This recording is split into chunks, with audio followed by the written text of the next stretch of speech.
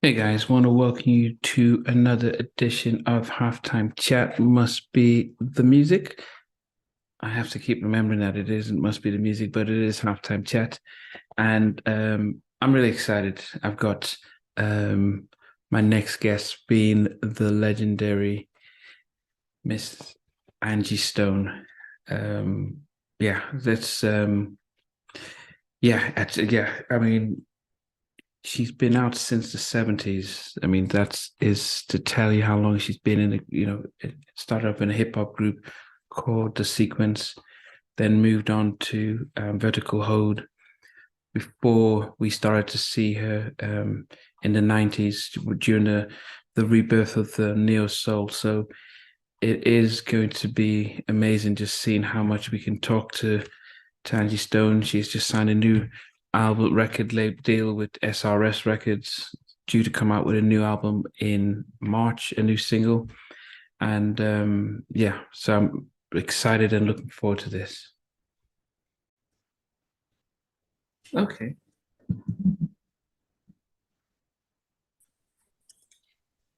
Hello, Hello, how you doing? I'm good. How about yourself? Yeah, I'm doing very well, thank you. Okay. Yes. Appreciate that you could be able to join us this evening. Thank you for having me. Yes, thanks. Thank you. I turn it Okay, yeah. sideways, maybe Oh, it's that's better. great. Yes. Do you have something to hold on to your phone, or are you going to hold it onto it, or? I'm gonna have to hold it Okay. because it's about it's about the charge. I didn't want it to die on us, so I'm holding it closer to the charger. I was Okay. in the middle of something else when he told me, so I had to plug it up real fast. Okay. Well, sorry, but yes. Oh, okay. Appreciate that. I mean that we are. Well, I'm out here in England. It is just about 9 o'clock at night, and Okay, yes, very and good. yes, and but it's exciting to find out that you've just recently re-signed with signed with SRS Records. Oh, I missed that. Oh, I think your sound just went. Yeah, Okay, same yeah, thing, same difference. okay, yes, okay, and so it's been great. I mean, after 9 albums, it's great to see that you're gonna come back with some new stuff. But part Yeah.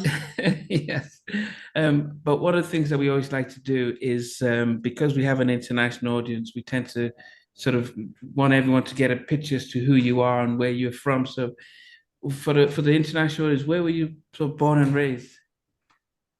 Oh, please, you guys have that story 1,000 times over, but I was born and raised in Columbia, South Carolina. Okay, okay, Mm. and I mean, South Carolina. I mean, and I guess for all of us, and as I said, being that we're international, I mean, a lot of us would, when we think about American artists, we have we were so used to seeing a lot of artists from the '60s through the '90s starting their craft say in churches and stuff. Where did you home your sort of skills? Church, same thing. I was born and raised in South Carolina, but of course, I started in church like most people do in the South. I was a gospel singer as a kid and, transitioned into secular music and so on. So, Yeah, I mean, you said secular music. I mean, I think many people, especially myself, didn't realize that you were one of the pioneers of hip hop, especially female hip hop. yeah, a lot of people don't know that because once I signed with Arista, I pretty much had a gag order not to talk about it. They didn't want to age me or date me, but I was part of the Ah, very first female rap group to transcend the worldwide connection. First female group on the Sugar Hill label, the sequence, and we were the first ones to tour. So before the Queen Latifahs, the MC Lights, a lot of the Salt and Peppers. We were established 10 years prior to that. yeah. I mean, are we talking about the early '80s or was it the late '70s? 1979. Wow. I mean, I don't even think we even knew about hip hop until the sort of early '80s.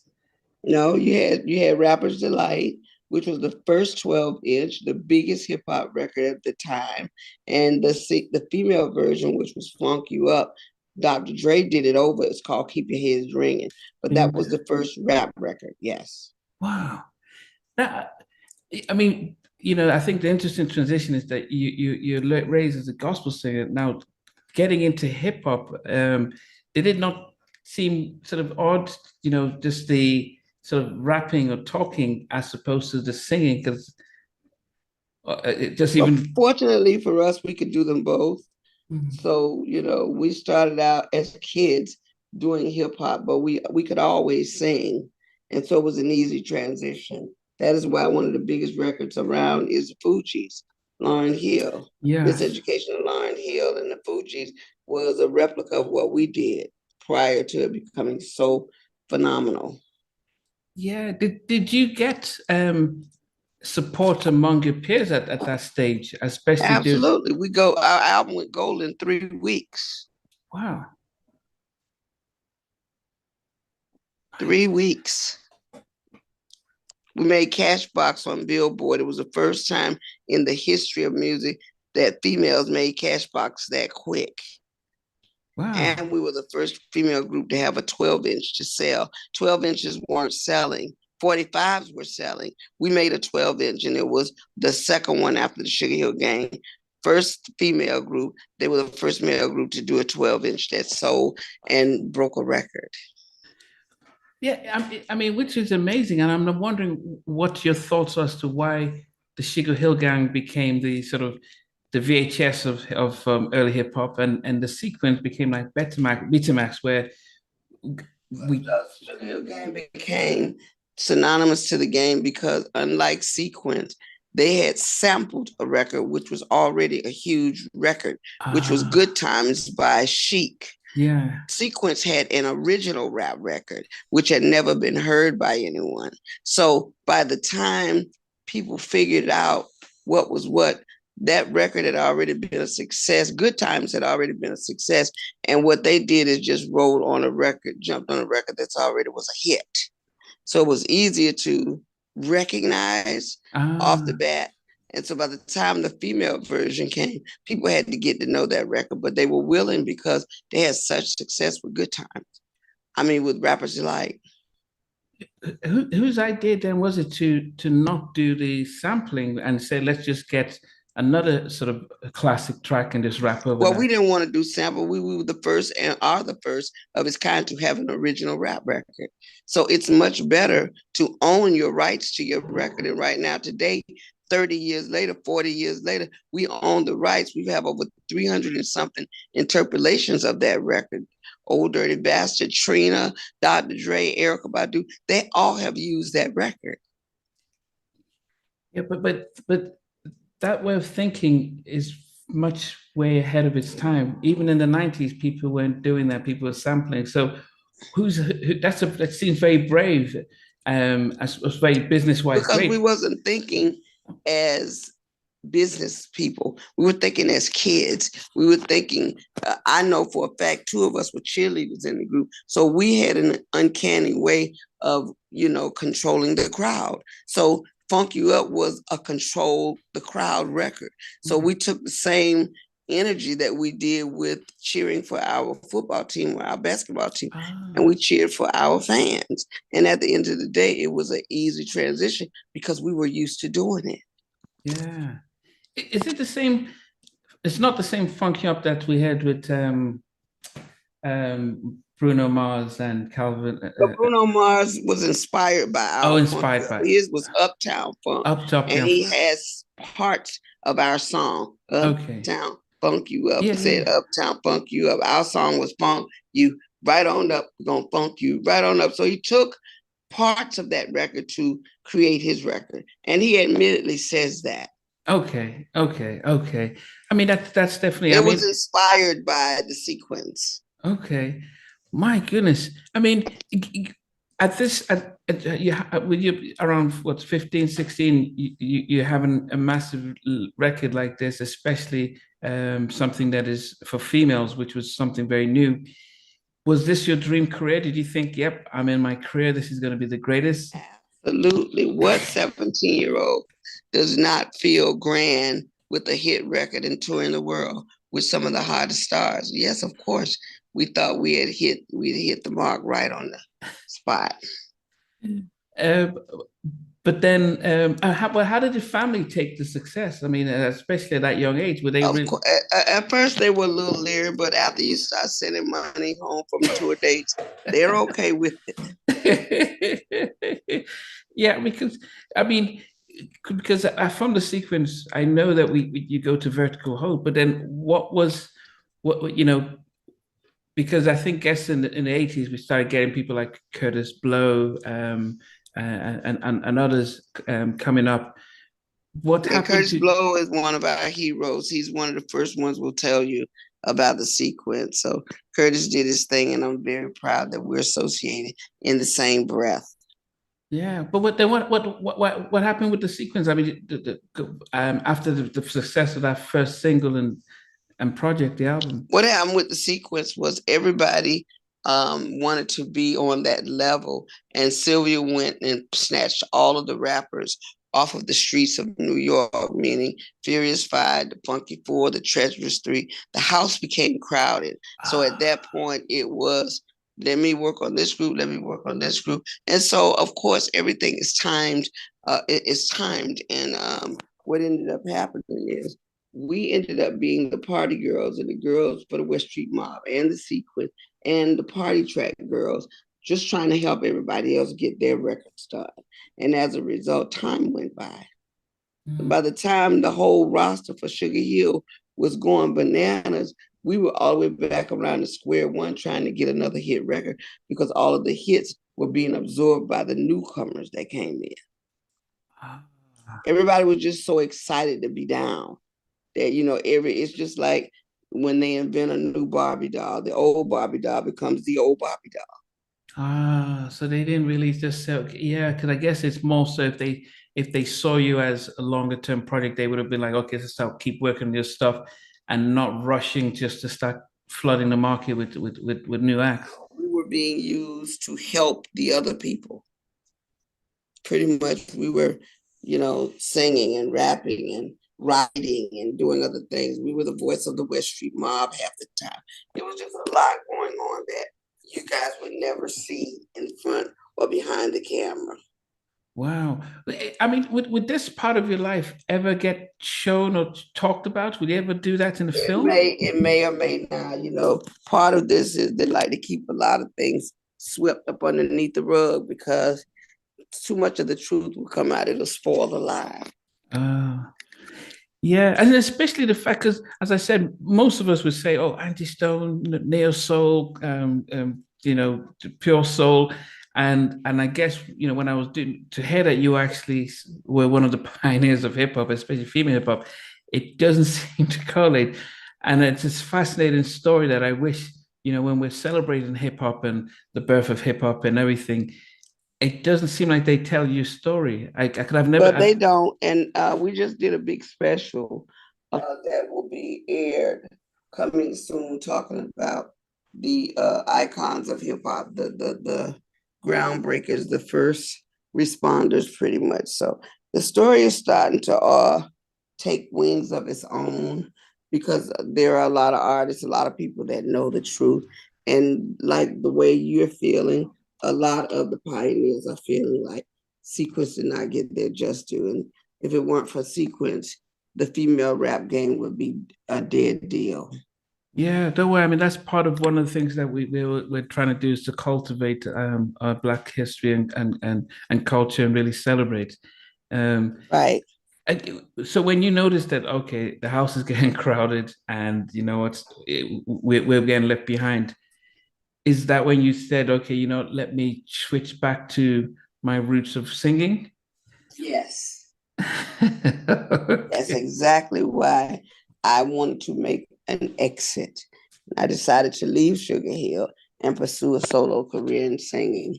And at the time, I was warranted because they weren't sure what they were going to do. And what I didn't want to do was let grass grow under my feet and blow my opportunity to be a songwriter and a singer because we couldn't control the narrative. Wow. Did you learn a lot actually from your experience at Sugar Hill about Absolutely. okay, the It business? taught me the game. I told you. I mean, so early in your career, that should be a really good thing. So early to learn about publishing and points and ownerships and stuff. I did learn, but did I apply it right away? No, because I was learning as I went along. Wow. And in doing that, it's called trial and error. You make some mistakes. And I made quite a few mistakes, but I kept going. And my gift made room for me. I kept writing, I kept producing, I kept growing as an artist. And as a result, I finally cracked through and people began to respect me as a songwriter. Yeah, no, the element of being a songwriter, because that's not a natural thing. And some people have, when I've interviewed, have spoken it more of as a gift, and some have to work towards on it. For you, how was songwriting to you? Did it come naturally? Did you have to work on it?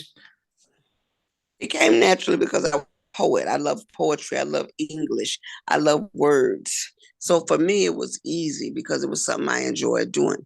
It's not as easy for other people because it's not, something they enjoy doing. Okay, okay. So even when you with sequence the old raps, was it part of the poetry you were just writing and expressing and flowing with it? Correct. Okay. And then when you went back into singing, did you have a subject matter that was in those early days that you focused more Oh on? no, whatever I sang about at the time was what I was experiencing. It was very interesting because for me, I could do, anything but fail back then. When you're young, you're hot-headed, you're excited about life and you can't make any mistakes. And back then, I wasn't making any mistakes. I was winning.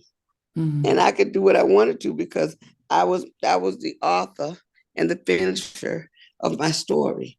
And I always had God in my life. So because of that, I made sure that I was anchored in the spiritual world with God, and I trusted every move I was making.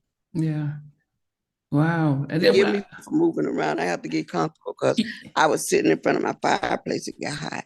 yeah, no, it's fine. It's fine. No, it's fine. No, it's a blessing that we've got you. Did you plan to then go solo? Because I think the next we kind of saw of you was part of Vertical Hold. Well, I went solo once I walked away from the group.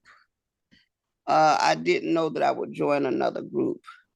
I started writing by myself, and the people that I worked with, the engineers, which ended up being Vertical Hold, the guys at the studio loved my ability to write. And so they started asking, could I write to some of their tracks? And that's how we ended up being a group. Okay, okay.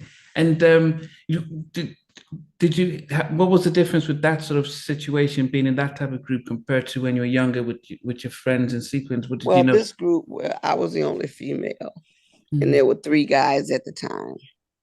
So it was already different. I didn't have the cattiness of being in a female group. Yeah. And I was the center of the attention because I was a girl. I was the only girl. So it made it a little bit easier. Yeah. And then you were able to but what about the sort of the business side? Because it's a different type of label experience compared to, say, the startup Well, of Sugar Hill. the business was good because they focused on what they wanted. The label knew what they wanted, and so I bartered with the label, and I said, "Well, you can have me based on if you take them." So everybody kind of knew their position. Wow. Okay. Did you enjoy when you go look back on Vertical Hold, did you enjoy that phase and period of your life? I And did enjoy it. It just was too long trying to get signed. ah, okay. Yeah, it's a very different world now where people focus on the music and not the business side. And being Yeah, signed back then is that was your way of getting your music to the right. masses. Um, but it seems as if after a couple of years, I mean, we get you there till probably the mid '80s, and then we sort of don't sort of hear from you until the late '90s. What was happening in that sort of gap? Well, I think I had put in the time that I wanted to with the group. I hooked up with D'Angelo, started writing and learning a new energy, and I wanted to build on to that. Became involved, a relationship. My life took on a different meaning. And as a result, I was transitioning into the next relationship. So that relationship with the group had run its course. Okay. I mean, yes, because when D'Angelo came out with Brown Sugar, we noticed that you were involved in some of the writing of that album. Yes. Okay. It's I mean, I guess it's it's almost like a throwback because your sound and his sound at that stage was almost like a throwback to some stuff from the '70s. Mm-hmm. Did you guys feel it was a risk actually to come up with this? No, it was natural. It was natural. It was something that we felt certain of. It was natural. It was a good thing. You didn't question it at all. It was what it was supposed to be. Yeah, I mean, according to us. Yeah, no, it was excellent music, but I guess because if you think about that time though, I mean, '96. I mean, you had Puffy and his and what he was doing, Bad Boy. You had all the type of sample and hip hop based type of influence of R&B, and what you guys came out with was almost stripped back soul, which was very unique and very different, and there was a successful album because the fans went for it. But I'm just wondering, when you're in the studio and you're playing stuff that is not on the radio, do you guys not even think about, okay, we need some pop hits, we need to get a hip hop? No, because we never thought radio made music. We made music. And then radio caught up to what we were doing, then they would get it. But if we allow radio to dictate how we move, we will never be content. We will never be happy. We will never welcome change because we will be following someone else's lead. Yeah. It's so I guess saying that, then did it surprise you how well Brown Sugar did as an album? No. I knew it was gonna do great. I knew from the moment I heard it, it was gonna be phenomenal because music is a welcome change. It was something that we hadn't heard in a while, and it was something that we needed. Yeah. It was a refreshing break from the norm. And was that the opportunity you had actually during Brown Sugar to be able to start to get yourself back on your own as a solo artist, or how did that help restart your career? No. Let me make it clear. I was already on the top of the charts before Brown Sugar came out with Vertical Hold. Okay. When I had Seems You Much Too Busy, it was number 13 on the charts. When I met D'Angelo, I started working with him as a songwriter. We were both signed to a publishing company together. By the time I finished co-writing with him a few of the songs, which was, it wasn't a rush, it was what it was. I mean, I just made sure that I continued to write. That was my bread and butter. And so by the time Brown Sugar came out, I didn't have to go anywhere. I was still at the top of my game. When you were writing, did you feel as if, actually let me, I just enjoy going back into writing, or did you feel as if? Oh no, I never wanted to just stay writing. I love performing too much. How did the opportunity then come? Because you signed with the Next We See, you signing with Clive, which is the biggest. He's over 90 years old. It was easy because I had written a lot of songs. I had done a lot of demos. I had voiceover for Devox, and he came to London, the UK, and played some of my stuff or some of my demos, and they thought we were a group. They wanted to sign me right away. So what he was trying to sell was a group, and I had to come in the loop and say, we are not a group. I'm a demo singer. I'm an artist in my own right, but we are not a group. So I didn't want to do another group. So I made it very clear, and they understood. Wow. And then actually being, did you feel as if signing with Clive was, because he seems to have a way of taking female artists to really taking them to the next level. How did you feel about him particularly coming to you and saying he wanted to bring you on his label? I just wasn't concerned with any of that because I was always super confident in my work. So I didn't need Clive to validate me. It made me feel good that he appreciated No More Rain in This Cloud and wanted to get involved, but I didn't need him to validate who I was. It just made me feel good that he actually appreciated the music. Yeah. Were you allowed to do the music yourself? I mean, what I mean is that they Yes, went. yes, Okay. I did all my music myself. Clive actually entrusted me to do a lot for myself and others. Now, that is very rare because most labels are looking at commercial, but No, not him. Anybody that he felt that could gain something from me, he would encourage it. Yeah. The but when Black Diamond came out, did you the success of it and the impact, did it catch you by surprise? Yes, of course, because nobody thinks their record is going to come out and do that well. I didn't know I was just another fly on the wall and it happened. Yeah.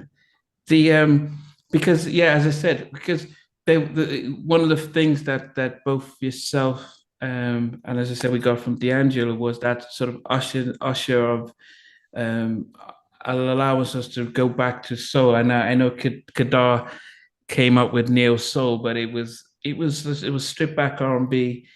So we had yourself, we had Erica Badu, Jill Scott came along later on. And Why you so said Kedar came out with Neo Soul? Who told you that? well, he says he actually tried to copyright it. He tried to copyright the name Neo Soul, and because he said he invented the name Kedar. And you believed him. No, this is something that was on. If you search for it, you see that he tried to copyright it. That he says he coined the phrase neo soul, and that was what he tried to do at Motown at the time. Oh, okay. Yeah. Yeah, everybody wants to be a star, huh? Well, yeah. Well, yeah. Okay. Yeah, he's because he started. As I said, we were consumers and we were fans. We just Well, when people used to ask me, what does that mean? I used to laugh because I never knew what it means. So I gave it my own rendition. I took those letters and I called it New Era of Music. Wow. That's the only thing that Neo meant to me. It was a new era of music. Okay. Mm-hmm. Okay. And it definitely was. And it was something that, as I said, that was my definition. But nobody asked me other than, not about where did it come from, because I would have told them I didn't know. But I did tell them I didn't care for it that much. It didn't make sense to me because I don't ever want to have to explain to someone what does that mean when I don't know what that means. It did come from my creation. So Neo Soul was just another person wanting to be a star. So they threw something together, and that's what I see. Yeah. But did you feel like you were in a company of others who was on the same vibe of that type of felt relaxed to be able to I express think that themselves? everybody that jumped on the bandwagon followed the lead of D'Angelo, including me. I followed his lead because once he opened the floodgates, I'm like, okay, this is very comfortable for me. So he and I started working together, and started to create something that everybody wanted to shape their music up. They had a direction now. And now with the two of us working together, the two of us working together to make sure this sound was, authentic. We stayed true to what we believed. So everybody else coming behind that was trying to mimic that. Yeah. Whether they was trying to do their own thing, I couldn't tell you that. It was too close to trying to keep up with what we were doing. Yeah. One song that really inspired, which is probably still needed, was Brother. Yeah, well, D'Angelo had nothing to do with that. No, but because one of the things that was powerful, and your song, because one of the things that was powerful about it was sort of the recognition of Black men, and it was said loud, I'm Black and I'm proud on the female side. There was that barrage of energy that just kind of said, I'm glad that I'm Black. I'm proud to be Black. I want you to be empowered as a brother to know that because your Blackness is your strength. Yeah, but when you think about what we experienced with George Floyd and the worldwide outcry, but in spite of that, we're still seeing these situations happening. One of the things that I saw and felt by your song was a sense of, actually take a look at yourself and understand who you are. You're a king. And I think if you recognize who you are, it changes your mindset, changes your vocabulary, changes how your behavior. And that was such an inspirational track.